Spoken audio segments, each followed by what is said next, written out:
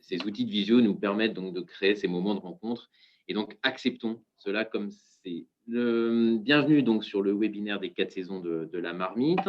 Quelques règles de fonctionnement, pareil qu'on a l'habitude de rappeler, que vous connaissez maintenant. Pour que ça fonctionne, il faut que tout le monde puisse bien couper son micro et j'ai l'impression que c'est le cas parce que sinon ça crée des boucles de son, c'est compliqué. Mais donc voilà, merci de bien couper vos micros et puis pour vos caméras, vous faites comme vous voulez. Si jamais vous avez envie de nous voir, et ben, vous pouvez rester en ligne, vous les fermez, c'est vous qui voyez. Le webinaire, le premier webinaire d'une série de 4, donc qui s'inscrit dans un programme qui s'appelle les 4 saisons de la marmite, avec pour objectif comprendre, s'inspirer et agir. Le thème d'aujourd'hui, c'est l'entrepreneuriat en alimentation. Et la personne la mieux placée pour nous expliquer ce que c'est les 4 saisons, ce que c'est la marmite, ce que c'est tout ça, c'est Noémie, que certains, même à mon avis, beaucoup d'entre vous connaissent. Noémie, comment vas-tu déjà? Super. Eh ben, génial. Noémie, est-ce que tu peux peut-être dire en un mot et demi qui tu es pour toutes les personnes qui ne te connaissent pas, s'il y en a dans ce webinaire, et peut-être nous expliquer pourquoi ce webinaire, c'est quoi la marmite, c'est quoi tout ça en fait, peut-être Ouais, recontextualiser. merci Thierry. Oui, bonjour à tous. Oui, je suis vraiment contente, même si on ne se voit pas en vrai. On est content quand même de pouvoir lancer ce cycle de webinaires avec l'équipe Marmite. Donc, moi, je m'appelle Noémie Lemoine. Je travaille dans une asso qui s'appelle le Germoir à Ambricourt. Donc, c'est sur le haut pays du Montreuilois. On a lancé une dynamique il y a en septembre 2019 autour de l'alimentation. On est déjà un site qui était tourné autour de l'alimentation.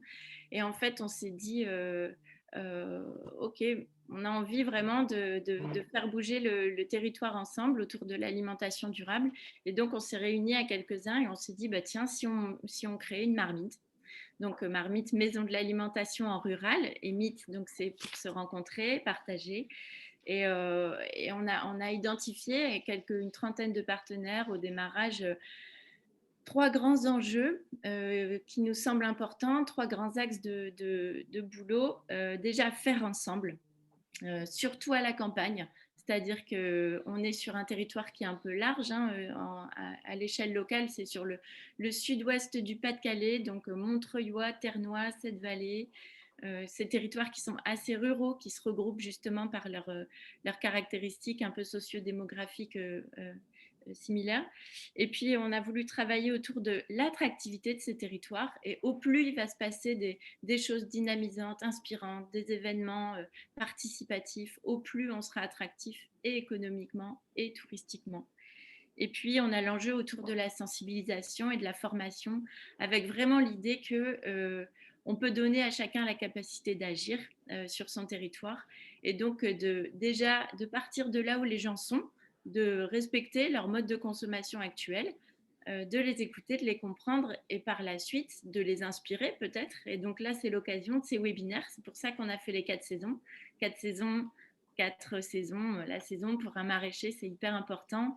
Donc, on a voulu créer 4 webinaires avec des thématiques spécifiques qui vont s'étendre jusqu'en juin. Je vous en parlerai à la fin. Et puis voilà, ce temps de rencontre, on l'espère à partir de peut-être mai-juin, ça pourra se faire de manière réelle au Germoir et sur tous les lieux qui font partie de la marmite. Je ne suis pas seule, ils sont là aujourd'hui, hein, il y en a beaucoup qui sont là.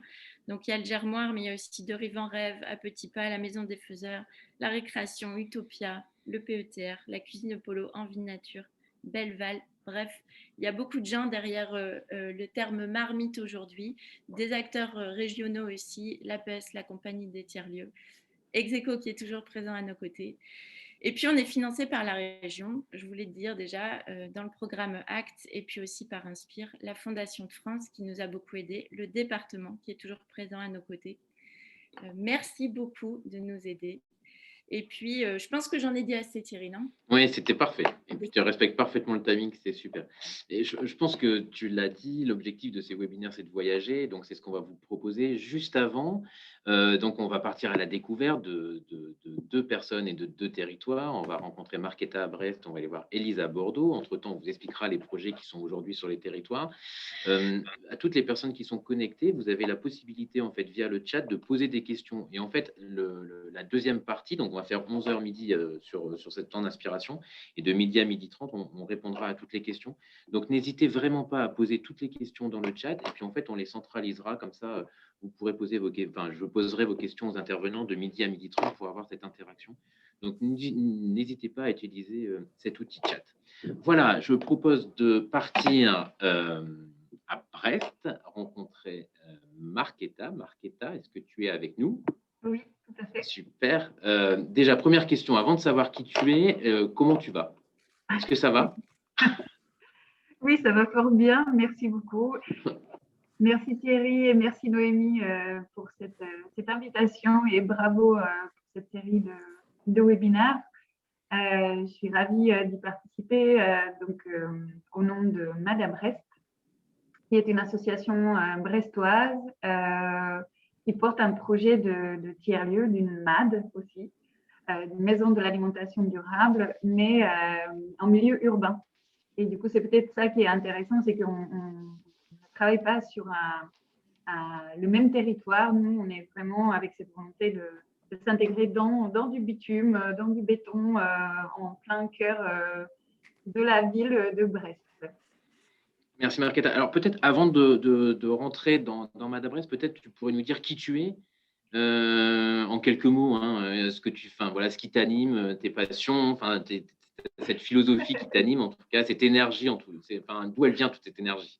Oui, l'énergie vient, comme je pense que pour nous tous, de l'envie de changer les choses dans son territoire, de faire bouger les questions alimentaires et agricoles. Moi, je m'y intéresse depuis 2008. Je m'intéresse aux questions de système alimentaire territorialisé, à la gouvernance alimentaire territoriale, au PAT, aux projets alimentaires territoriaux que j'ai beaucoup accompagnés dans ma vie d'avant. J'ai toujours travaillé avec les collectivités territoriales. Et aujourd'hui, donc je suis fondatrice et présidente de Madame Brest, qui porte le projet de la MAD de tiers-lieu expérimental de la démocratie alimentaire dont je vais vous parler après. Et j'ai une Bonjour. Et j'ai une deuxième casquette qui est celle de directrice d'un cabinet de conseil qui s'appelle TDA, pour territoire de démocratie alimentaire. Donc, vous voyez que les sujets se recoupent et j'ai très envie de travailler ces questions de démocratie alimentaire de manière très opérationnelle et concrète dans les territoires par tous les moyens possibles. Donc, à la fois via la dimension associative ou ESS, mais aussi bien en termes de conseil auprès des décideurs locaux. Peut-être que tu peux nous présenter concrètement Madame Brest, d'où ça vient, c'est quoi le projet, quels sont les objectifs que tu vises à travers ce projet, et peut-être aussi parler de démocratie alimentaire. Tu en parles lorsque tu te présentes. Enfin, je sais que les deux sont intimement liés. Donc, tout à fait. Donc voilà, je pense que tu voulais partager des documents, Markéta, c'est ça, oui. Peut-être? Okay. Oui, si vous voulez bien, j'ai une petite présentation à vous soumettre. Donc, normalement, vous la voyez à l'écran maintenant. Tout à fait, c'est parfait. Extra. Alors, donc la présentation pourra vous être transmise par la suite pour ceux qui le souhaitent. Mon objectif là ce matin, c'est d'aller assez rapidement justement sur la présentation de ce projet de la MAD afin qu'on puisse avoir des questions éventuellement, mais surtout par rapport à ce qui a été présenté sur le germoir, le marmiton, tous ces aspects-là. Nous, on est vraiment déjà ravis de voir que des initiatives comme celui du germoir existent et qu'on puisse échanger comme ça. C'est extrêmement chouette. Et puis, insister sur le fait que voilà, nous, dans notre territoire, donc qui est surtout de Brest Métropole, on a vraiment cette envie de tester l'option urbaine d'une MAD. On s'inspire du concept des Food Policy Council qui existe à l'étranger et on a déjà des relations assez étroites avec la collectivité, donc avec Brest Métropole, qui a lancé depuis plus d'1 an son projet alimentaire territorial. Et par ailleurs, il existe aussi sur le territoire du pays de Brest une plateforme du manger local qui s'appelle D'ici même, qui va peut-être être changé en autre chose prochainement. Mais en tout cas, voilà, il y a des dimensions, il y a un intérêt tout à fait clair pour les circuits courts, pour le manger local et la valorisation du manger local. Et la collectivité fait le lien aussi avec les dimensions climatiques, les questions du réchauffement climatique dans ces actions. Et puis, au niveau du territoire, il y a un terreau associatif extrêmement dense, extrêmement engagé ici à Brest, autour de la bio, mais pas seulement, autour aussi de l'autoproduction avec des associations de jardinage tout à fait structurées et extrêmement actives. Et au niveau des citoyens, on a vraiment un intérêt tout à fait vif pour les questions de l'alimentation et surtout un engagement citoyen très, très fort de manière générale sur beaucoup de sujets de transition. Et c'est l'une des raisons qui fait que nous avons souhaité expérimenter le projet de la MAD ici à Brest. Donc, rapidement, l'association MAD à Brest vise donc à améliorer l'accès de tous à l'alimentation durable. Nous avons créé l'association en février 2019 et nous sommes reconnus d'intérêt général. Et nos finalités sont deux, fondamentalement. Il y a vraiment cette envie première de porter le projet du tiers-lieu expérimental de la démocratie alimentaire et du bien manger pour tous. C'est une idée un petit peu folle, puisque extrêmement ambitieuse sans doute, d'où l'idée du nom, MAD, qui veut aussi dire fou en anglais, mais aussi, puisque nous sommes en Bretagne, bon, parce que ça ne sert à rien de se battre pour quelque chose si on ne peut pas manger correctement et profiter de la convivialité autour de ce sujet-là. Et la deuxième finalité de tout ce travail, c'est justement de tester de manière très opérationnelle et concrète sur le territoire cette notion de démocratie alimentaire et de comment on peut créer une communauté citoyenne apprenante, mobilisée, engagée autour de ces enjeux-là. Et donc, nous visons la création d'une SIC. Normalement, on va avancer sur ce point-là cette année. C'est dans nos statuts. Alors, ce que nous défendons, nous avons 4 piliers dans notre charte de valeurs qui est téléchargeable sur notre site internet, donc madabrest.com, et elle tourne autour de 4 valeurs. Donner de la juste valeur justement à l'alimentation dans notre société, défendre l'agriculture et la pêche durable, viser l'accessibilité alimentaire pour tous et, encore une fois, promouvoir la démocratie alimentaire. Donc, l'accessibilité alimentaire, pour nous, c'est non seulement un accès économique à l'alimentation, c'est un ensemble de facteurs, de vecteurs, de déterminants sur lesquels il convient de travailler.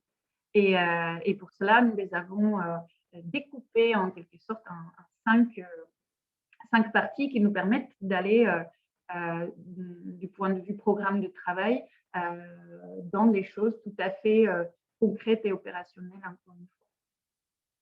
Alors, l'alimentation durable, bon, évidemment, circuit court, saisonnalité, mode de production respectueux de la nature et de l'homme. Je pense que nous sommes, en tout cas pour la plupart, dans cet axe-là.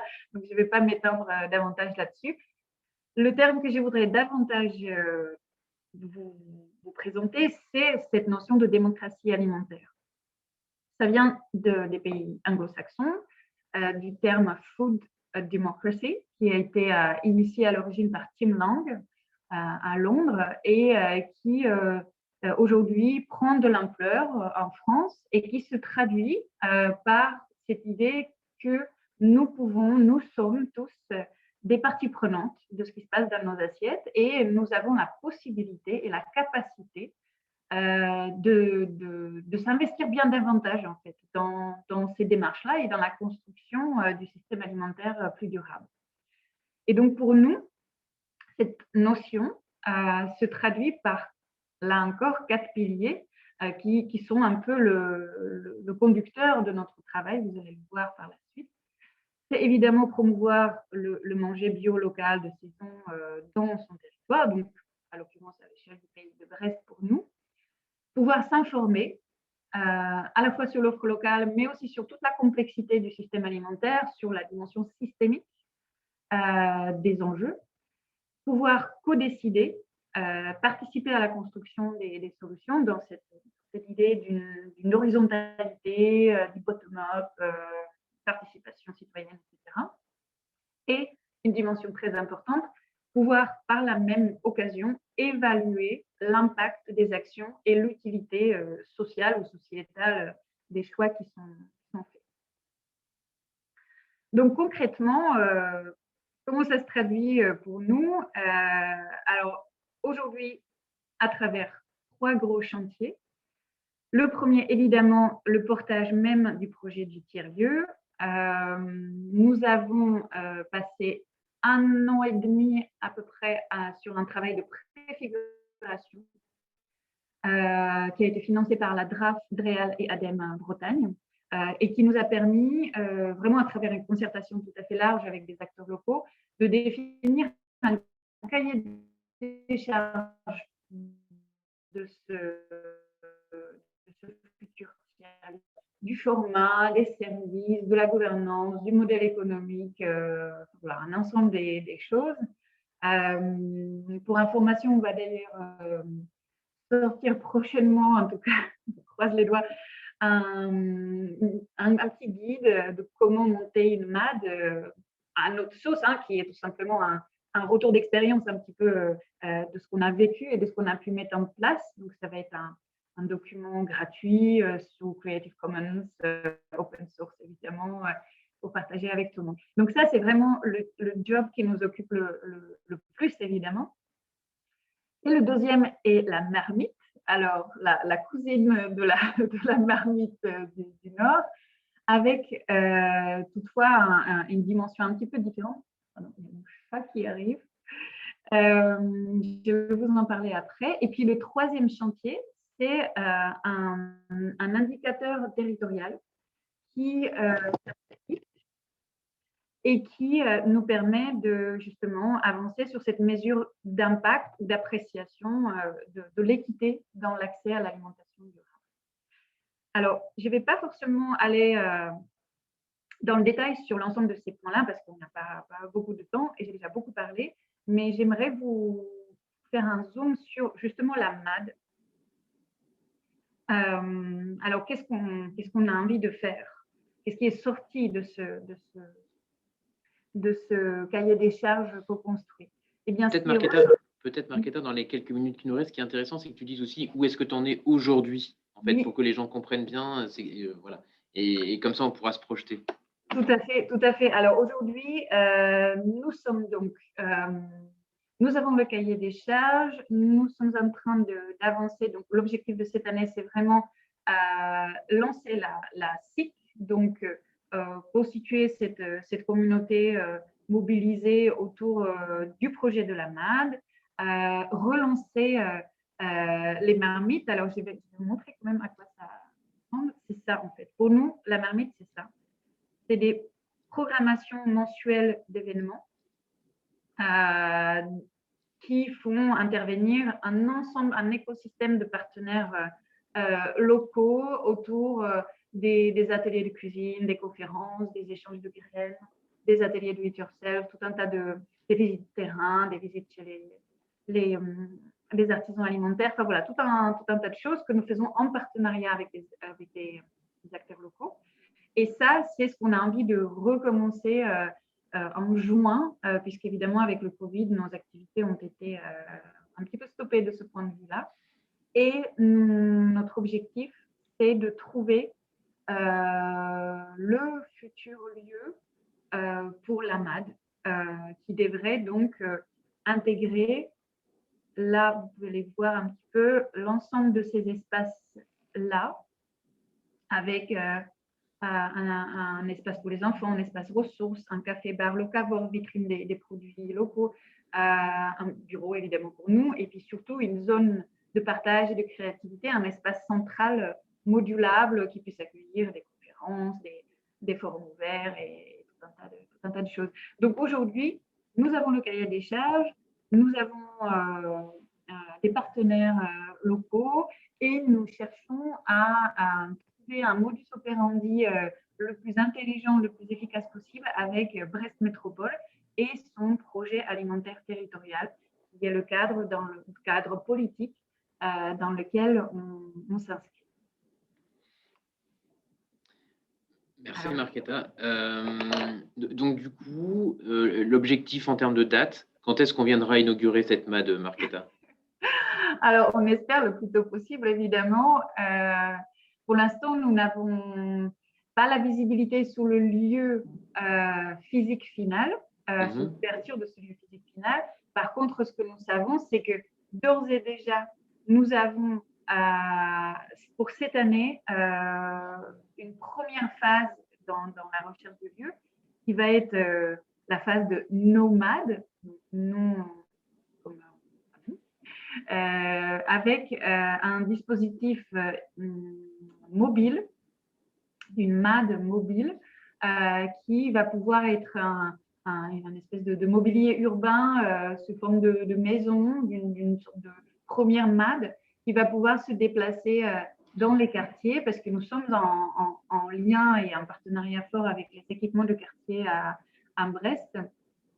Et donc, on est d'ores et déjà en train de tester un certain nombre d'activités comme la marmite, comme HIT, comme des ateliers de design participatif, d'expérimentation, prototypage de solutions autour de l'accessibilité alimentaire avec les habitants de quartier. Et ça, pour cette année en tout cas, ça va se faire de manière nomade comme ça, dans différents lieux.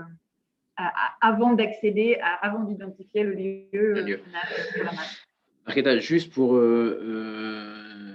il y a plusieurs questions et on traitera les questions entre midi et midi 30. Merci beaucoup à Fanny et Hélène qui posent les questions. Il y a une question quand même rapide de Fanny sur laquelle, à mon avis, tu pourras répondre rapidement. C'est le collectif aujourd'hui, Madame Brest, c'est combien de personnes? Oui, alors nous avons pour l'instant pas ouvert encore notre association aux adhérents. Donc nous avons un noyau dur de 7 bénévoles. Ça, c'est notre équipe opérationnelle. 7 personnes avec des profils très, très variés. Sciences Po, école de commerce, ingénieur agro, éducatrice spécialisée, les personnes de la culture. Parce que oui, ce qui est important aussi, ce que je n'ai pas suffisamment mis en avant, c'est que une de nos spécificités, c'est de vouloir faire le lien entre l'art et l'alimentation. Ça, c'est un axe très, très fort et qui va se ressentir cette année, notamment avec la MAD mobile, de manière très, très forte. Donc, pour l'instant, voilà, 7 bénévoles hyper engagés, hyper motivés par ce projet. Et puis, tout plein de partenaires extérieurs que je n'aurais pas le temps de mentionner. Merci beaucoup, Markéta, c'était parfait. Un dernier mot, allez, quand même, je pose cette question, j'aime bien, moi, en général, un dernier mot, un message positif peut-être que tu as envie d'envoyer là aux 43 participants dans ces périodes qui sont parfois un peu sombres. Est-ce que tu as un message positif que tu as envie d'envoyer à tout le monde là? Oui, alors, je dirais il faut se faire confiance et ne pas avoir peur de prendre du temps au départ dans la préfiguration du projet. Parce que la création d'une communauté, ça prend du temps. Bien situer son projet de tiers-lieu, ça prend du temps. Et ce n'est pas grave, en fait. Je voudrais vraiment souligner le fait que bien réfléchir les choses, bien sentir son territoire, bien s'inscrire aussi dans son territoire, c'est quelque chose qui ne se fait pas du jour au lendemain. Et c'est très positif de prendre ce temps-là parce que ça nous apprend énormément de choses et ça crée des relations de confiance qui sont hyper importantes pour la suite. Donc, merci beaucoup, Markéta, c'était parfait. Et on revient vers toi avec les questions tout à l'heure. Je pense que tout ça, c'est une belle transition, Noémie. Je reviens vers toi. Markéta nous envoie des messages en disant prenez du temps, mais en même temps créez des communautés, ancrez-vous sur le territoire. Je pense que le marmiton, Noémie, sur le territoire est complètement dans cette philosophie-là. Du coup, est-ce que peut-être tu peux expliquer en une minute c'est quoi le marmiton et ce qui s'est passé peut-être? Je trouve que ça fait la suite assez logique avec ce que Markéta vient de nous expliquer. Oui, complètement. Donc, on partage les enjeux et c'est vrai que sur l'idée d'aller vers les habitants et puis de les réunir et surtout dans ces enjeux de démocratie alimentaire, on a voulu le faire vivre, nous, l'an dernier, à travers un événement de co-créativité qu'on a appelé le Marmiton. Donc, il y a une contraction de marmite et de hackathon, un événement où on réfléchit ensemble. On est passé entre les gouttes, c'était le 10 octobre, on a pu le faire, on était vraiment très contents. On a accueilli 100 personnes sur le site du Germoir et toutes les équipes étaient mobilisées pour animer les groupes d'intelligence collective. Et donc, voilà, près de 60 personnes qui ont réfléchi ensemble, en petits groupes, des profils très différents et qui ont donné naissance à des idées, à des beaux projets. Et on a ensuite remobilisé, nous, notre communauté. Donc, il y a 20-25 experts qui ont réfléchi au mois de novembre à peu près à ces idées et qui en ont sorti, qui ont un peu fusionné les choses et qui ont sorti 10 projets. Et aujourd'hui, on a ces 10 projets. Et donc, c'est ça, c'est ce qu'on voudrait vous présenter aujourd'hui. Et c'est ce qui va être un peu notre fil rouge pour ces webinaires, parce qu'on va s'inspirer de ces idées pour justement aller chercher des rencontres inspirantes et puis voir de quelle manière ces projets vont s'ancrer sur les territoires. Merci Noémie. Et franchement, je trouve que c'est exactement ça. Je trouve que c'est intéressant de dire que ces projets, en fait, tu pourrais décider de faire une espèce d'appel à projet en disant, OK, qui veut porter ça? Et je trouve que l'idée qui sort du Marmiton à travers ces projets, c'est vraiment d'aller chercher de l'inspiration auprès de Marketa, de l'inspiration auprès d'Élise, et on y vient juste après, pour finalement que ces projets soient des projets véritablement de territoire qui génèrent de l'impact. Et donc voilà, peut-être qu'on peut demander à Chloé, Noémie, si tu le veux bien, de présenter le carnet de projet. Bonjour à tous, Chloé, je travaille chez Execo et moi j'ai accompagné Noémie dans l'organisation de ce marmiton. Je vais vous présenter brièvement les projets. Il y a un document qui récapitule tout ce que je vais vous dire de manière bien plus précise, avec beaucoup plus d'informations. Ce que je vous propose, c'est peut-être de vous l'envoyer à la fin de ce webinaire pour que vous puissiez en prendre connaissance et vous le verrez pourquoi. Ok, c'est parti, on y va. Le premier projet s'appelle 70 printemps d'écart. Le concept est très simple. L'idée, c'est de réunir des personnes âgées avec des jeunes enfants autour d'un projet, autour d'un même projet, d'un projet qui consiste à cultiver, cuisiner et puis après, à la fin, évidemment, se régaler. Voilà le premier projet sur de l'intergénérationnel. Le second s'appelle la Japline. Encore une fois, le concept, c'est de former des citoyens volontaires qui ont un peu de temps et un peu d'énergie pour aller cultiver, je dirais, des jardins qui appartiennent à des personnes âgées qui n'ont ni le courage, ni l'énergie, ni peut-être le temps de s'occuper encore de leurs parcelles. Et donc, ça permet de former des gens volontaires et puis, encore une fois, de recréer du lien dans nos campagnes. Le troisième projet s'appelle La plus populaire des cantines, un lieu où le manger sain et la solidarité vont de pair. On reprend des concepts qu'on connaît bien, avec l'idée de plats suspendus, un prix à, je ne sais pas si je peux dire à la carte, mais en tout cas un prix que chacun choisit en fonction de ses moyens, et puis des grandes tablées dans lesquelles on se rencontre. Le projet suivant s'appelle l'atelier mutualisé. Encore une fois, vous le verrez, hein, c'est des idées bêtes, mais effectivement qui génèrent un impact assez rapide. L'atelier mutualisé, c'est quoi? C'est un lieu de test, un lieu de fabrication dans lequel on pourrait accueillir les maraîchers, mais également tout à chacun, et dans lequel on va se partager du matériel pour, encore une fois, avoir la possibilité d'expérimenter un maximum et plus facilement. Le sentier de l'assiette, c'est quoi? Le sentier de l'assiette, c'est la liaison entre des randonnées collectives où on va découvrir nos belles campagnes et nos beaux sentiers de randonnée, associés à effectivement une rencontre avec les restaurateurs et les artisans de nos territoires, une randonnée gustative en tout cas, où on est plutôt sur des temps épisodiques, mais où les personnes qui vivent ici et les personnes qui viennent d'ailleurs peuvent découvrir à la fois le paysage et ce qui se passe dans nos assiettes.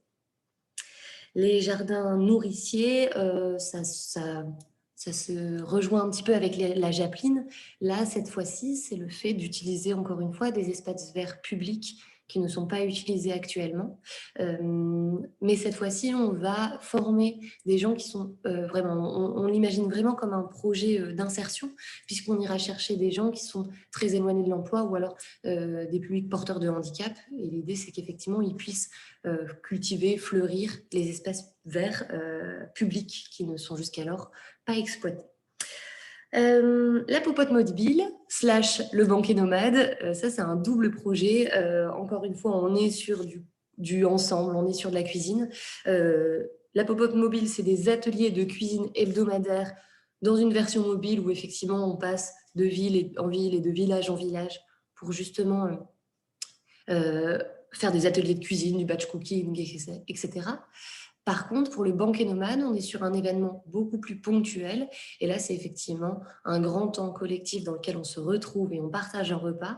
Et l'idée et le concept, c'est d'aller dans des lieux un petit peu insolites du territoire pour, encore une fois, découvrir et redécouvrir les lieux chouettes qui existent dans notre belle région.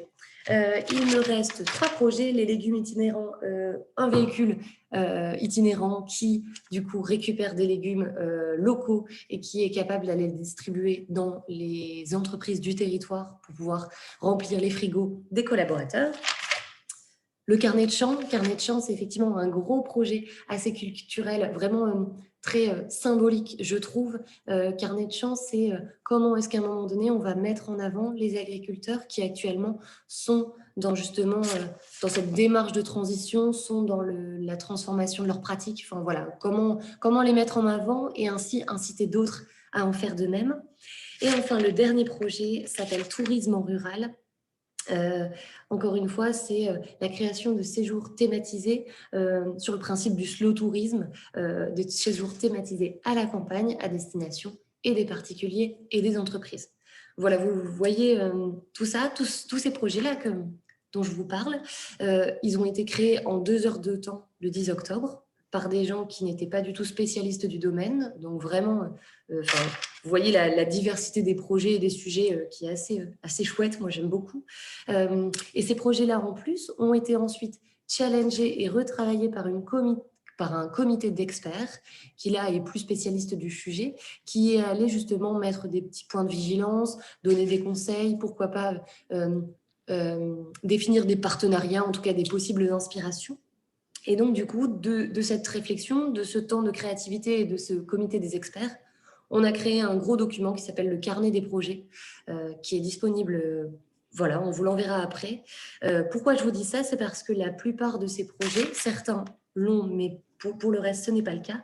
La plupart de ces projets ne sont pas encore liés à des porteurs. Et donc, c'est des projets-là qui peuvent être pris, qui peuvent être utilisés. Voilà, ils sont là, ils existent, l'idée est belle et on sait qu'il y a un besoin et une demande. Mais pour l'instant, il n'y a pas de porteur. Je vais laisser Noémie vous expliquer la suite et comment est-ce que nous, on a imaginé la transformation justement de ces belles idées en projet. Ok, ouais, merci. Donc, effectivement, c'est des chouettes idées qui sont sorties. On s'est dit, on ne peut pas laisser ça comme ça. Il faut absolument qu'on les valorise et qu'on accompagne leur mise en œuvre. Donc, ce qu'on a imaginé dans un premier temps, c'est de travailler avec des étudiants et avec des écoles. Donc, merci, je vois qu'ils sont là.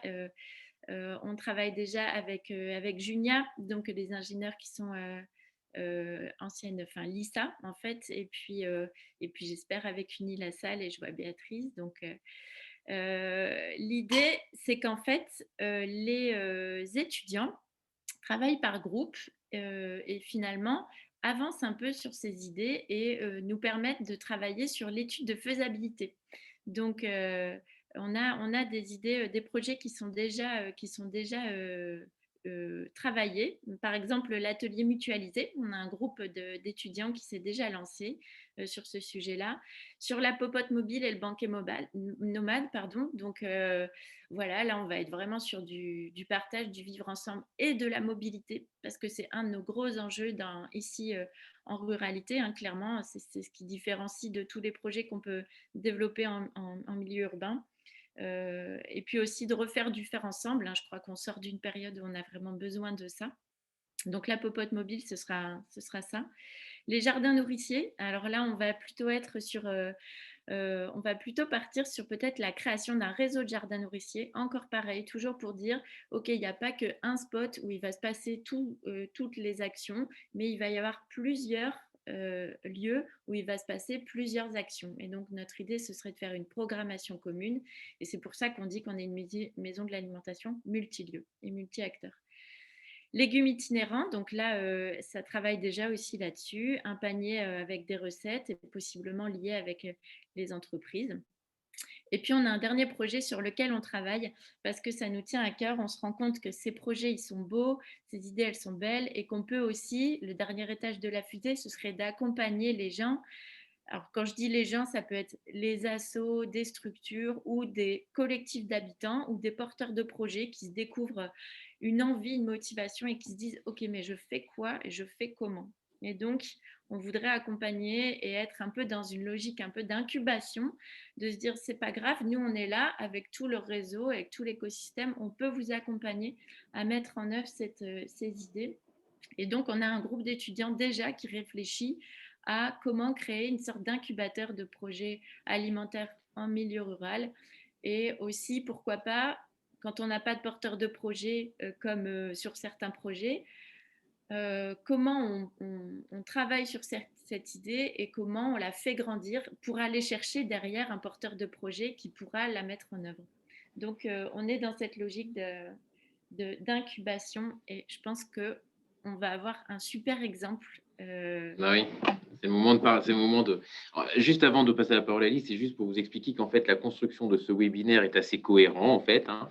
Ça veut dire qu'on on a reçu. Honnêtement, Madabrès nous a beaucoup inspiré, t'a beaucoup inspiré, Noémie, sur cette notion de marmite, de marmiton, de rencontre, de faire ensemble. Enfin voilà, on a été, ça fait partie des inspirateurs de tout ça. Et arriver à, comme Chloé et Noémie l'ont dit, à cette multitude de projets où on se dit, mais on ne peut pas en fait garder ces projets sur des papiers, fermer le tiroir et de dire on n'en fait rien. Et voilà. Et ben, est arrivée l'idée de l'incubation. Et donc, du coup, pareil, toujours dans cette idée d'aller à la rencontre et de s'inspirer. Et ben, on vous propose de partager avec vous les discussions qu'on a notamment avec Élise Baptiste. Salut Élise, comment vas-tu? Qui es-tu? Voilà. Bonjour à tous, merci beaucoup pour ce moment de partage sur les sujets de l'alimentation. Donc, moi, je suis Élise de Pecker. Je travaille à Bordeaux dans une association qui s'appelle ATIS, dont je vais présenter un peu ce qu'elle est, ce qu'elle fait.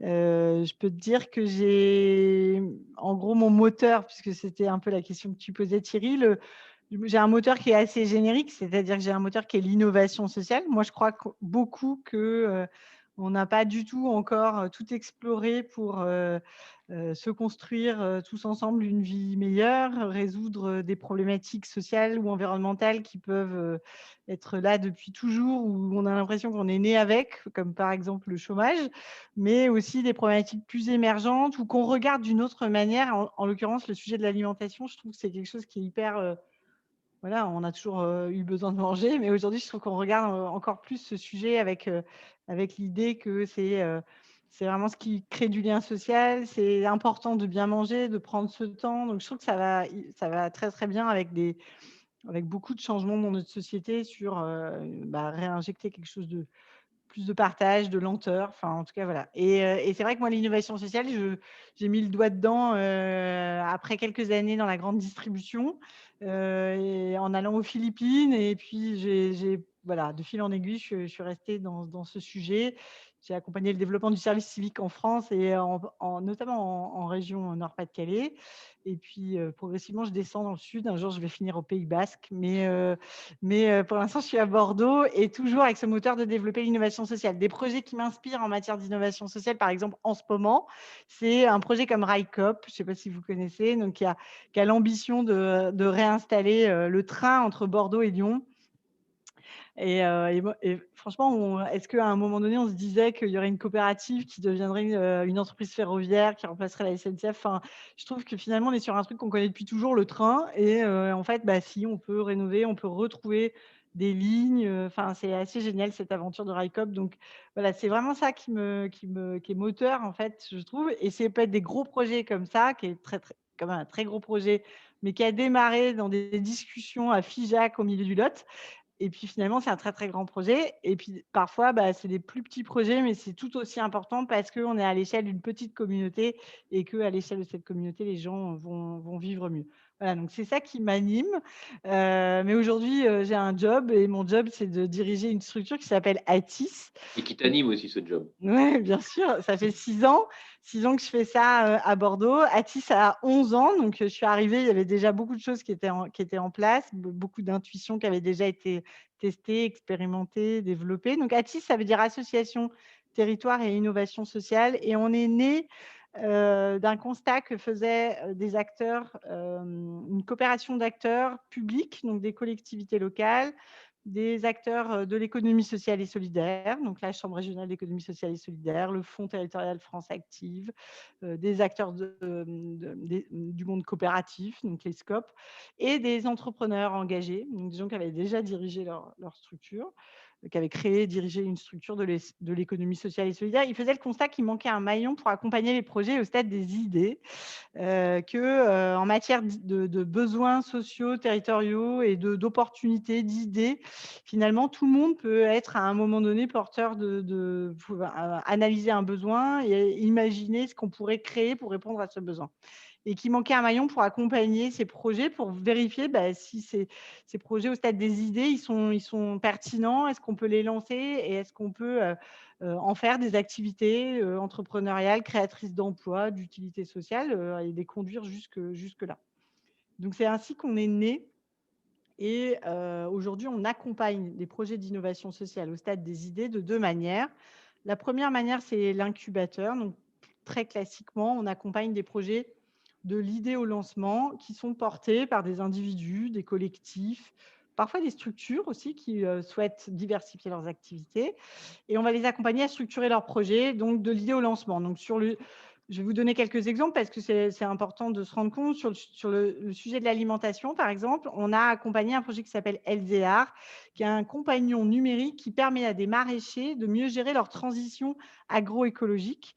Donc, c'est vraiment un outil numérique au service de la mutation, finalement, de ces agriculteurs qui veulent passer en bio et ne savent pas forcément comment faire. Et donc, le compagnon leur donne des indications sur la météo, sur quelle culture commencer, etc. Et c'est vraiment une aide, c'est très aidant sur ce projet-là.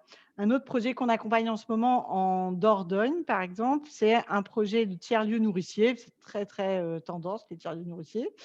Donc, en Dordogne, il y a du foncier, il y a des gens qui ont envie. D'ailleurs, c'est des Belges en partie qui se sont allés en Dordogne créer ça. Donc, c'est des néo-ruraux, quelque part. Mais voilà, leur projet, ils ont démarré par une épicerie. Ils veulent avoir un outil de transformation. Ils veulent donc une conserverie. Ils veulent remettre au goût du jour des savoir-faire. Donc, ça sera aussi un lieu de formation. Il y aura un atelier du bois. Voilà, c'est vraiment très multiple, très hybride. Et un projet très, très collectif dans un territoire très rural.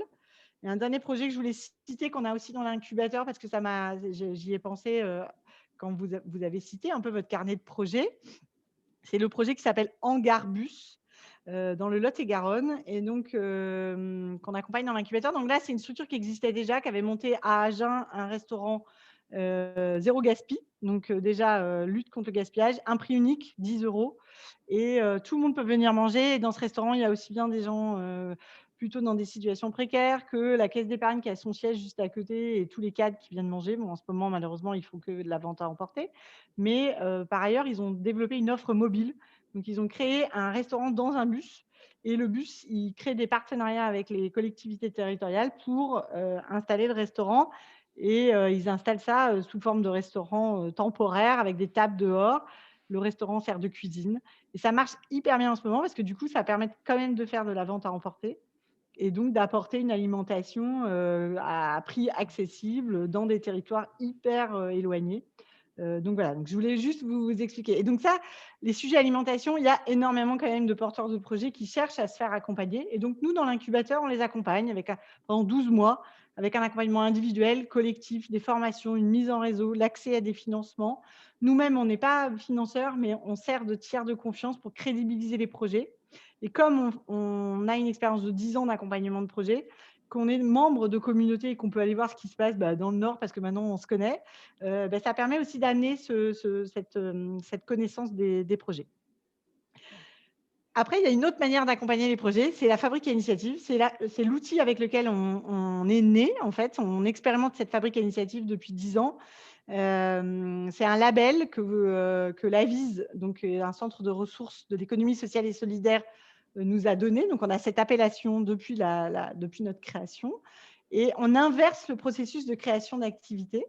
C'est-à-dire qu'au lieu de partir d'un entrepreneur ou d'un collectif de porteurs de projets, on part du besoin qui a été capté dans les territoires. Et donc là, c'est parmi les projets que vous avez fait émerger, ça peut être cette idée qu'on va prendre et on va essayer de travailler à travers une étude d'opportunité, mais on dit le mot étude, mais en fait, c'est une dynamique collective qui va être conduite pendant 9, 12, parfois 24 mois, selon la complexité du projet, pour vérifier si le projet est pertinent. Et donc, on va, avec les parties prenantes clés de ce futur projet, ou en tout cas qui ont un intérêt dans le projet, ceux qui ont eu l'idée, ceux qui sont concernés parce que c'est sectoriel pour eux, ceux qui sont concernés parce que c'est leur territoire qui va être impacté. Et ensemble, on va se dire, cette belle idée, ok, d'accord, mais elle répond à quel besoin? On requalifie bien le besoin. Ensuite, on se dit, quelle offre de service? Donc, ça va être quoi les activités?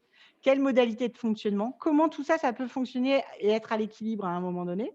Et puis, qui peut porter? Donc, on va recommander des modalités de portage. Et qui peut porter? Ce n'est pas forcément un individu. Ça peut être tout bêtement une structure déjà existante qui diversifie ses activités. Ça peut être l'ensemble des structures qu'on a fait cheminer pendant les 9-12 mois qui se créent en future structure. Donc, ça va être une association, une SIC. Et puis, ça peut être finalement, là, il n'y a vraiment personne. Et donc, en tant qu'incubateur, nous, on va peut-être parfois aller chercher un individu. On va le salarier pendant la phase d'étudiation, puis il va créer sa propre structure. Donc ça, c'est vraiment, vraiment quand on n'a pas trouvé qui peut porter, parce que notre principe, c'est si c'est pertinent, cette idée, on la lance, en fait. On va au bout, on ne s'arrête pas. On ne s'arrête jamais tant que le projet est pertinent. On s'arrête plein de fois parce qu'il y a 3/4 des idées qui ne sont pas pertinentes. Ou qui ne peuvent pas se mettre en place parce que ce n'est pas le bon moment, c'est trop innovant, ou parce qu'il y a une problématique de foncier, on ne va pas le régler, ou parce que les collectivités locales avec qui on voudrait faire ça, elles n'arrivent pas à décider, ça arrive. Il y a plein de sujets. Et parfois, on a des projets qui reviennent 2 ans plus tard parce que maintenant, c'est le bon moment. Donc, il ne faut jamais laisser tomber des idées. Et dans ce cadre-là, par exemple, on a accompagné un projet qui est une coopérative qui fait de la commercialisation de fruits et légumes bio locaux. Et donc, c'est les maraîchers qui se sont associés pour avoir un outil mutualisé de commercialisation. Alors là, au marché de gros à Bordeaux, donc le contexte territorial n'est pas du tout le même, mais c'est pour vous donner un exemple qu'on peut partir d'un besoin qui est comment on crée le marché de gros, et ça a permis de rassembler 70 maraîchers dans une société coopérative d'intérêt collectif qui aujourd'hui permet la commercialisation de fruits et légumes bio.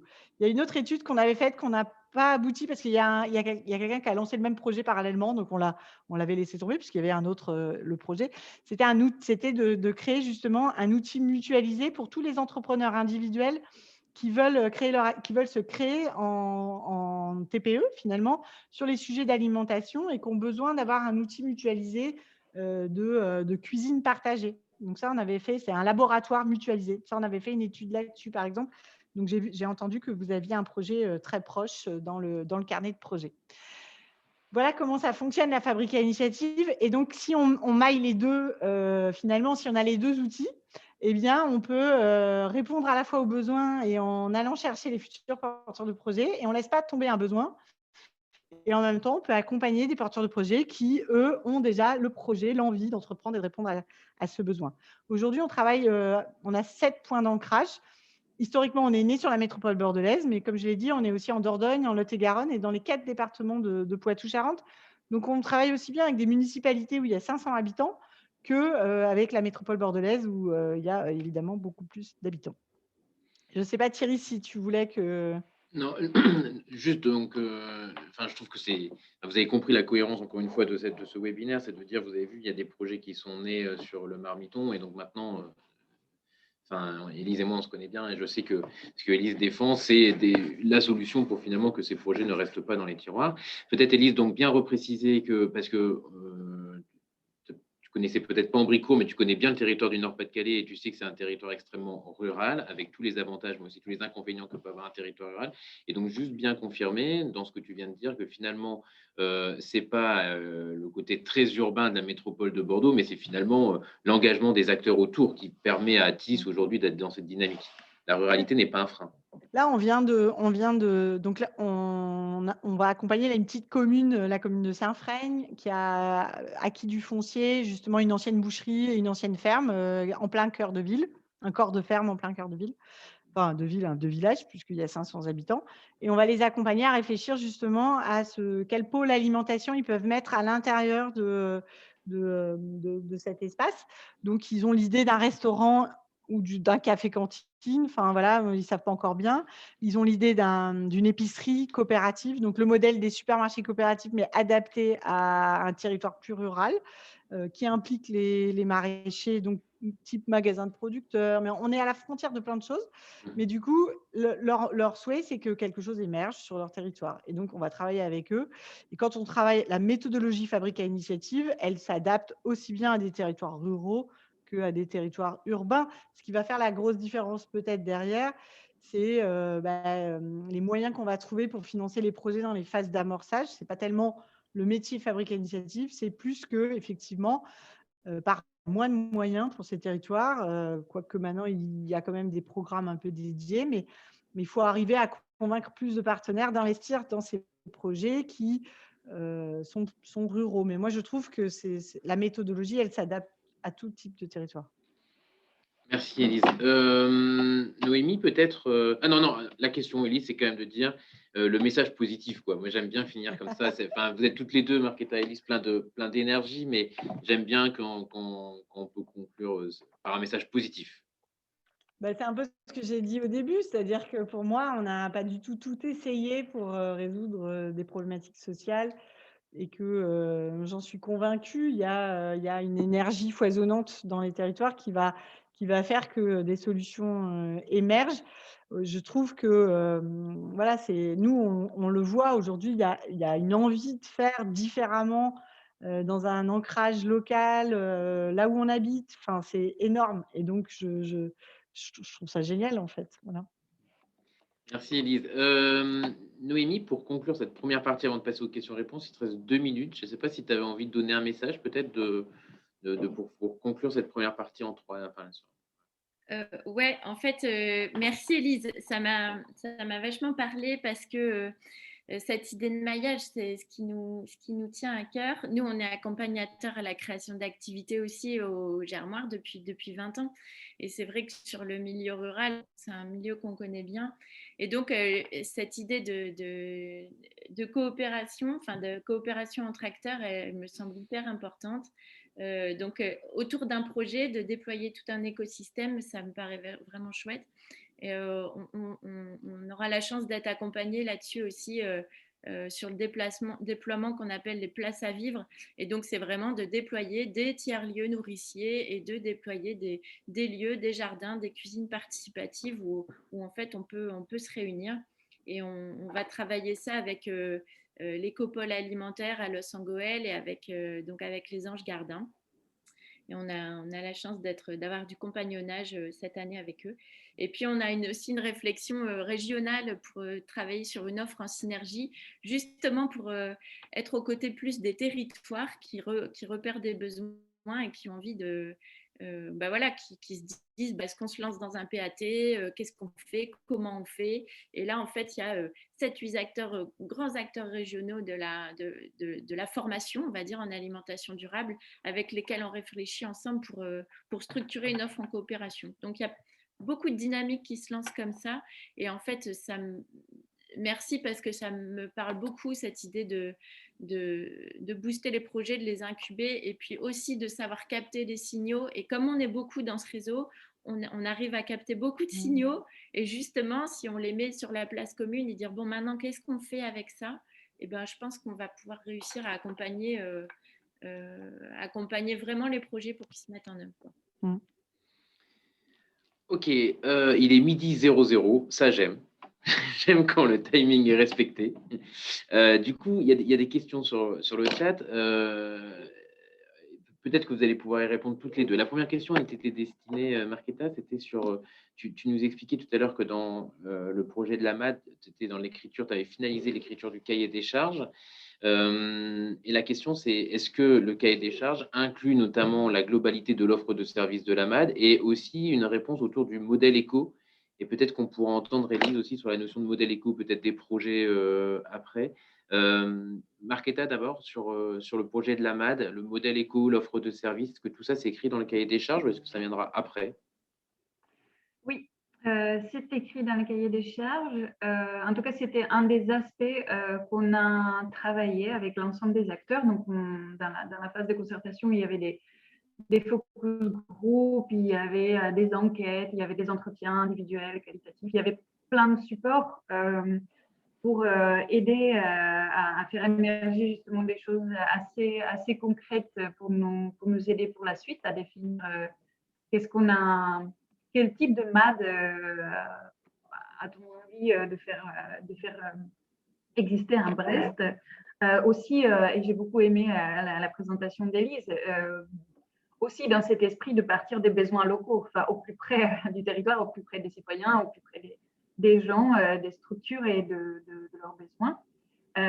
Donc oui, ça fait partie de ce cahier des charges, au même titre que le modèle économique et donc des activités potentiellement génératrices de revenus.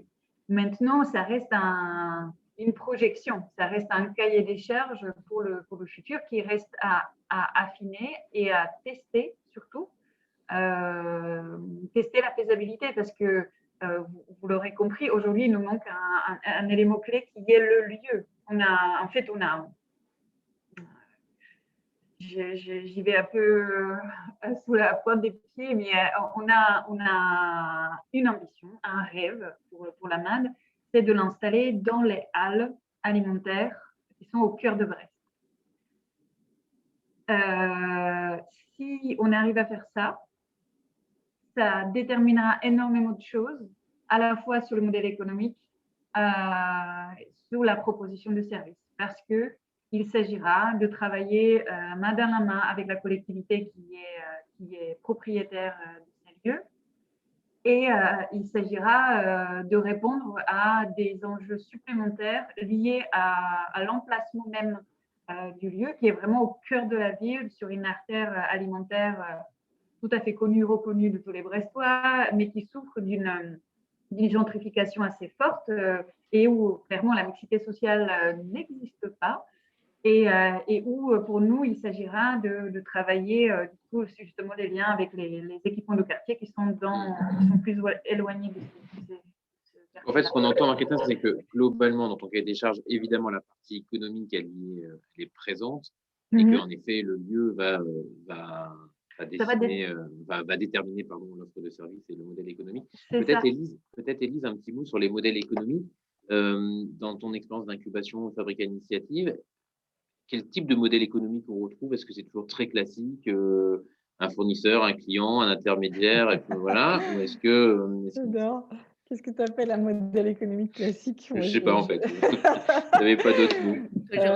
Non, alors, dans la Fabrica Initiative, la méthode qu'on a, c'est effectivement, une fois qu'on a déterminé les activités, on va travailler le modèle économique, on va essayer de le travailler à maturité. Donc, vraiment, quel modèle économique on pense qu'on peut avoir à 3 ans, indépendamment des financements d'amorçage qu'on aurait ou des emplois aidés éventuellement qu'on aurait au début.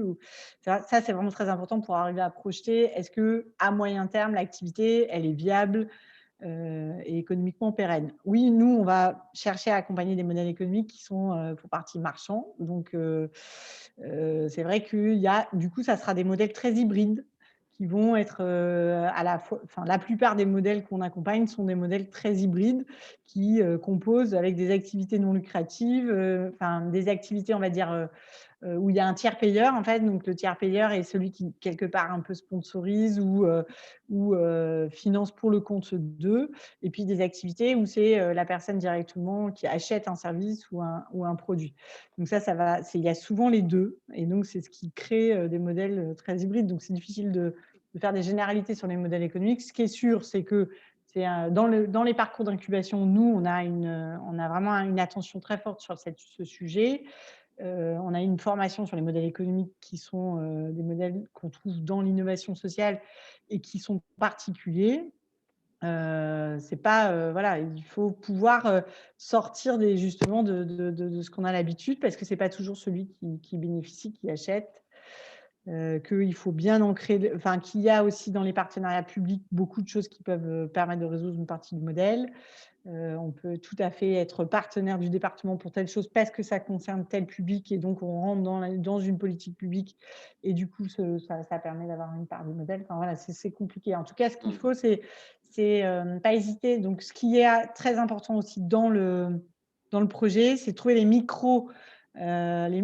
micro-actions qui testent, qui font qu'on teste. C'est-à-dire qu'on ne reste pas à réfléchir sur le modèle en chambre pendant des années. Mais si par exemple on veut créer un tiers-lieu nourricier mais qu'on n'a pas encore le foncier, oui, il y a peut-être une activité qu'on aura demain dans le tiers-lieu. Markéta, tu parlais des événements, de la programmation, où on fait connaître un certain nombre déjà d'activités indépendamment du lieu.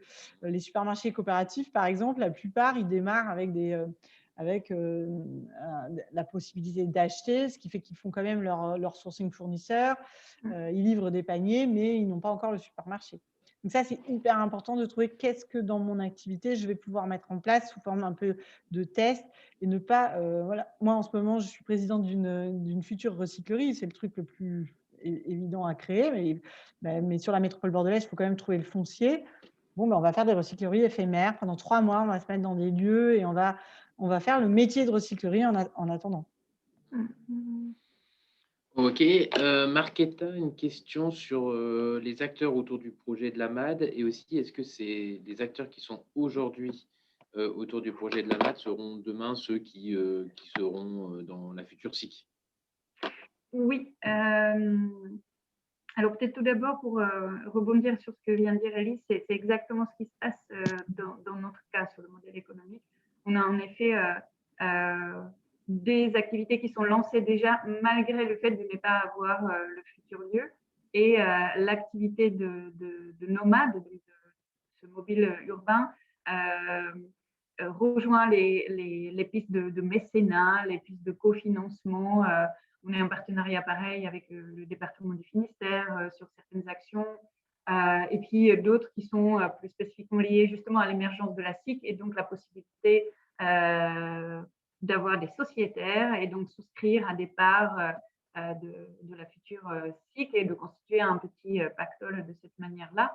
Et en effet, il faut tester, tester le plus possible, et créer des alliances au niveau du territoire avec des acteurs qui ont déjà une expertise ou un réseau, ou les deux, dans le secteur qu'on a envie de développer. Donc, typiquement, sur ce dernier point, on travaille avec le TAC 29, avec Citélab, qui sont ici, justement sur la partie accompagnement des porteurs de projets dans le secteur alimentaire, notamment des restaurateurs, dans la conversion vers plus de circuits courts en termes de sourcing. Donc, oui, c'est de toute manière un modèle hybride, le modèle économique. Donc, je rejoins totalement ce qui a été dit. Et donc, pour répondre à ta question, Thierry, ou à la question d'un de nos participants, oui, il y a normalement les partenaires que nous avons aujourd'hui, ou les structures avec lesquelles nous travaillons aujourd'hui, devraient se retrouver dans la future SIC également, parce que l'objectif de la SIC va être de capter cette étendue assez large, ou en tout cas que nous souhaitons la plus large possible, de l'ensemble des parties prenantes d'un système alimentaire territorialisé durable. Donc, ça va aussi bien toucher les agriculteurs. Il y avait une question aussi sur nos liens avec le milieu agricole. Nous travaillons directement avec la Maison de la Bio ici dans le Finistère, et les relations sont bonnes. Et puis d'autres acteurs, Terre de Liens, les CIVAM, évidemment, c'est des acteurs clés sur ces sujets-là. Et donc, l'idée, c'est d'avoir dans cette future SIC ces acteurs-là, mais aussi des acteurs de la recherche, par exemple, comme l'Université de Brest ou Open Factory, avec laquelle on travaille notamment sous les aspects indicateurs territoriaux. Donc, donc oui, la réponse est oui, pour faire simple. Donc finalement, une diversité d'acteurs. Ce que j'entends, c'est que, en fait, ce que tu disais à travers la MAD, qui était de dire la MAD est un endroit dans lequel les gens doivent se rencontrer. Finalement, dans ta gouvernance associative et demain SIC, on retrouve cette philosophie de diversité d'acteurs, de dialogue. C'est ce que je retiens finalement de tout ça. Ah oui, pour nous, c'est la base de la démocratie alimentaire. Vous vous rappelez peut-être des 4 piliers, il y avait la possibilité donnée à chacun de décider, de co-décider, de construire des solutions. Et nous partons de l'idée qu'on ne peut pas le faire en chambre, on ne peut pas le faire entre quelques-uns, parce que c'est d'ailleurs un des aspects à travailler dans le cadre des PAT, certainement. C'est avec une multitude de personnes et de casquettes et de points de vue qu'on va pouvoir trouver des bonnes réponses aux besoins locaux. Donc, cette diversité d'acteurs nous paraît extrêmement importante parce que sinon, notre crédibilité même à se revendiquer espace test de la démocratie alimentaire tombe complètement à l'eau, se vide de son sens. Markéta, peut-être encore une question. Élise, tu pourras compléter. Élise a abordé rapidement le sujet tout à l'heure. C'est quel lien vous avez à travers vos structures avec les associations du monde agricole? Oui, alors je l'ai un petit peu abordé. En effet, on n'est pas, donc, par le fait d'être situé ou de se situer dans le milieu urbain, nous ne sommes pas un tiers-lieu nourricier dans le sens désormais classique du terme, même si c'est encore des sujets très émergents. Nous n'allons pas nous-mêmes produire. Nous allons peut-être transformer de la nourriture, nous allons la mettre à disposition, la distribuer, il y a plein de projets autour de cela. Mais nous n'allons pas nous-mêmes gérer une parcelle, nous n'allons pas être un espace agricole, nous n'allons pas gérer les terres. Par contre, nous avons des liens très très forts avec des associations ou des structures qui en effet soit produisent, soit représentent le monde agricole comme la Maison de la Bio ou les CIVAM ou Terre de Liens ou cette fameuse plateforme d'ici même portée par le pays de Brest. Encore une question, Markéta, est-ce que c'est Pascal qui nous la pose et qui demande si tu es en lien avec les initiatives du centre social du quartier de Kérederne à Brest? Oui, la réponse est ça. oui. Et qui travaille sur l'accessibilité à l'alimentation avec notamment le groupement du Cabas de Champs. Oui. En fait, c'est Kérederne qui a initié ces paniers et ce groupement d'achat qui essaiment d'ailleurs dans d'autres quartiers de Brest. Et c'est très, très chouette. Justement, on parlait un peu de prototypage de solutions et de l'essaimage de ces solutions-là, de partage de ce qui fonctionne. Et là, c'est un exemple concret tout à fait marquant et qui est très motivant parce qu'à Kérederne, Fred a initié cette démarche-là de Cabas des Champs. Ça a marché et maintenant les autres équipements de quartier viennent se former en quelque sorte, en tout cas viennent aux réunions d'infos pour fonder à leur tour un Cabas des Champs dans les autres quartiers. Donc c'est super. Merci Markéta. Élise, peut-être la question aussi sur le lien avec les associations du monde agricole. Tu disais que finalement, tu avais des maraîchers qui étaient venus. Oui, il y avait à ce moment-là, il y avait eu à la fois des dans le cadre de la prise de contact, il y avait les réseaux qui représentent les maraîchers, notamment les réseaux bio, étaient impliqués. En fait, c'est la manière de fonctionner, c'est-à-dire que si on travaille sur un sujet X, on va regarder quels sont les réseaux qui existent déjà, mais on va aussi ajouter de l'expertise d'usage à travers des individus et pas uniquement leur réseau.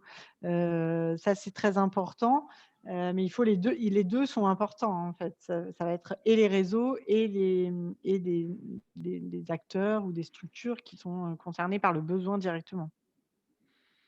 Merci Élise. Alors du coup, dans le chat, il y a plein d'informations qui sont transmises. Il y a Gary qui vient de nous dire que la région allait financer l'ensemble des 10 belles idées. Donc ça, c'est quand même une bonne nouvelle. Non, blague à part, Gary dit que la région est à disposition pour accompagner. En fait, Gary dit qu'il s'en va, donc je me suis dit, ah bah cool, je vais pouvoir annoncer que la région finance. Et puis finalement, Gary est encore là. Je ne voulais pas vous embêter. Ah bah oui, si les projets, je pense, sont bien présentés et tout est réuni pour, je pense que oui. Non, mais je pense que le financement, c'est pas forcément la première préoccupation, parce que je pense que tout le monde est d'accord que si il y a des besoins, il y a de l'énergie, il y a des ressources, les sous, on peut les trouver, que ce soit dans le public ou dans le privé, quoi. Ça on sait. Donc, c'est vraiment, pour le coup, une dernière préoccupation. Donc, juste, voilà, merci de me donner la parole. Et effectivement, juste pour dire que bravo dans la démarche. C'est vraiment novateur pour le coup. Donc, vous innovez et ça, c'est plutôt cool. Et j'invite tout le monde à essayer de proposer du temps et de l'énergie sur les idées pour qu'on puisse bosser ensemble et essayer de les faire avancer, quoi, en fait. Et j'espère à bientôt. Ça sera plutôt une bonne nouvelle, quoi, en fait. Donc, bon appétit. Merci Gary. Et puis voilà, quoi. Merci beaucoup Gary. Du coup, j'en profite pour dire que Christine nous a dit que toutes les logiques de modèle économique, et le Club Noé, l'Agora du Ternois qui sont aussi sur ces sujets et qui peuvent accompagner. Après, encore une fois, il y a plein d'informations. Hein, le réseau du CIVAM qui est aussi à l'initiative de projets collectifs autour de l'alimentation. Fanny qui nous encourage à contacter notamment pour les questions de financement les clubs Cigale. Il y en a partout en France. Et d'ailleurs, je pense que le Club Cigale, Élise et Marquetta, c'est des gens que vous devez également aussi avoir autour de vous. Je voyais tout à l'heure Élise acquiescer. On est très pauvres. Ouais. On est très pauvres en Club Cigale. On voudrait bien plus de Club Cigale. L'ex-Aquitaine, c'est comparé alors à la région Nord-Pas-de-Calais. Enfin, ça n'a rien à voir, quoi. C'est vraiment très, très, très, très, très pauvre. Ouais, et nous, pour le coup, c'est vraiment voilà, c'est très, très dense. Et donc, en effet, dans la région de France, il faut en profiter. Mais tout comme je voyais, nous, on n'a pas TAG, mais je voyais que tu acquiesçais, Élise, et c'est la même famille. TAG, c'est l'équivalent d'Atis, mais en Bretagne. Ouais, je voyais que tu acquiesçais, c'est la même famille, en fait. Vous êtes cousins, TAG et Atis. Totalement. Voilà. Et donc, voilà, donc il y a plein de belles informations qui sont dans le chat. Le chat est là, donc n'hésitez pas à le lire. Il est 12h17, Noémie. Étant donné qu'il n'y a pas de questions sur le chat, je vais, moi, commencer par dire merci. Comme ça, après, je te laisse la parole. Donc, merci à vous tous. Vous avez été présents, vous étiez nombreux. Et puis, en plus, d'être restés toute la durée. Donc, ça, c'est merci beaucoup. C'est des chouettes moments en fait, hein, parce que je pense que dans ces moments, on a besoin de s'inspirer et d'aller chercher d'autres choses ailleurs. Et donc, merci Élise, merci Marquetta de votre disponibilité. C'est un plaisir, Élise, de te revoir. Et puis en fait, on ne s'est jamais vu aussi souvent qu'en période de confinement, tellement. Ça, c'est l'avantage de la visio. Et Marquetta, merci pour cette belle rencontre. Et Noémie, je te laisse la parole. Merci. Merci à vous. Ça confirme vraiment l'intérêt qu'on avait pour vos projets et de vous entendre en parler. Je trouve ça vraiment inspirant et ça nous donne plein de belles idées. Et voilà, j'espère qu'on va en motiver plein et qu'on va réussir à mobiliser tout notre écosystème pour les mettre en œuvre, quoi. Je voulais juste redire, c'est vrai que sur ce modèle de la fonctionnalité de la coopération, moi je suis très partante là-dessus, hein, sur le fait de passer par du prototypage et d'être dans une logique de service et de bien réfléchir à son modèle et de dire qu'est-ce qu'on apporte aux gens, c'est quoi le besoin de départ. Et donc vraiment, si on veut accompagner les projets, c'est de cette manière-là qu'on le fera et c'est en tenant compte du porteur et de ses aspirations de départ aussi, ou des besoins du territoire qui seront vraiment creusés. Donc, merci d'avoir mis l'accent dessus parce que ça me semble hyper important. Il y a une grosse info que je ne vous ai pas donnée, c'est les prochaines dates quand même et les prochaines thématiques. On fera forcément des événements et puis un récap, mais au moins vous pouvez les noter d'ores et déjà. Alors, il y aura le mardi 6 avril, on va être sur le thème produire en milieu rural et on a appelé ça quand agroécologie rime avec solidarité. Et en fait, l'idée à chaque fois de ces webinaires, c'est qu'on part de 2 ou 3 projets qui réunissent un peu ces thématiques-là. Donc là, en gros, on vous a parlé des projets. Il y aura un peu de carnet de chant, des jardins nourriciers et de la japeline. L'idée, c'est de se dire, OK, il y a des projets effectivement qui développent soit de l'insertion par l'activité économique avec une activité de maraîchage, soit qui font de l'intégration et de la rencontre de gens qui d'habitude ne se rencontrent pas autour du thème de l'agroécologie, avec des événements apprenants autour de la biodiversité. Donc en fait, c'est comment on fait pour que les gens ils se réunissent autour du fait de cultiver des espaces qui sont disponibles et qui ne sont pas utilisés, cultiver aussi chez les gens. Ici, on est en milieu rural, on a beaucoup de jardins. Et en fait, cette solidarité interhabitants, elle est vraiment intéressante. Donc, on va essayer de vous donner des idées pour inspirer là-dessus. Le mardi 27 avril, la prochaine, c'est transformer et commercialiser en milieu rural.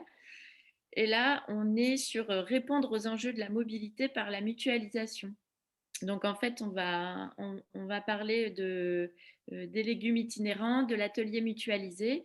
Qu'est-ce qu'on peut faire pour justement partager des outils, partager des compétences, être dans une logique d'essaimage des bonnes pratiques et puis se poser les questions de l'itinérance et surtout en milieu rural. Encore une fois, hein, ça m'a vachement inspiré cette idée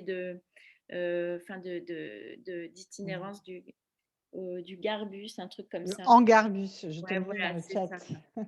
ça, c'est très bien.